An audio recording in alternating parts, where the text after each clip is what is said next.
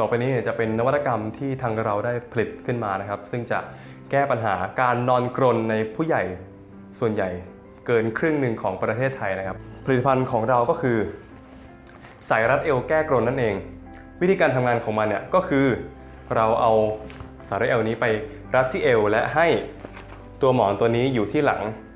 การทำเช่นนี้จะ force position ของเราทำให้เรานอนได้แค่เป็นการนอนตะแคงแค่ท่าเดียวครับซึ่งทำให้เรานอนหงายไม่ได้ซึ่งจริงๆแล้วเนี่ย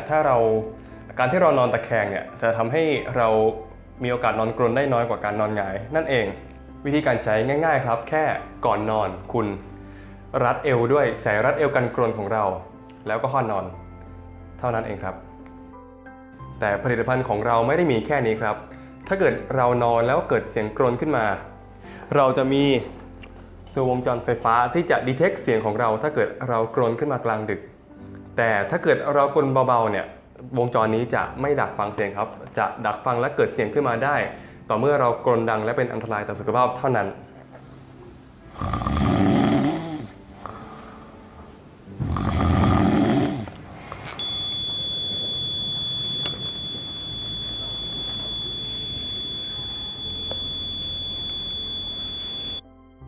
ส่วนวิธีการประดิษฐ์ของมันนะครับ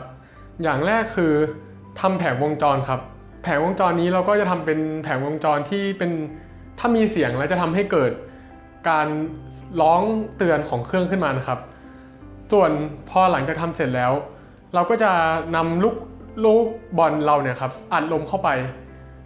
แล้วก็ในส่วนต่อไปเราก็จะเอาลูกบอลที่อัดลมแล้วเนี่ยเอามาติดกับสายรัดตัวครับซึ่งหลังจากที่ติดสายรัดตัวเสร็จเราก็จะหาแผ่นปิดแล้วก็ที่ปิดแผงวงจรทั้งหมดเอามาทำให้แผงวงจรนั้นอยู่ในระเบียบครับแล้วก็เอาแผงวงจรนั้นมาติดอยู่กับสายรัดตัวแล้วก็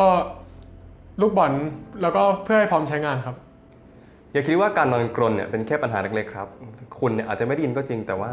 ถ้าเกิดคุณมีภรรยาหรือว่าลูกเนี่ยอาจจะทำให้เกิดปัญหาในการใช้ชีวิตคู่หรือว่าเกิดปัญหาครอบครัวได้เพราะฉะนั้นการเอาไว้ดีกว่าแก้ครับรีบใช้ซะ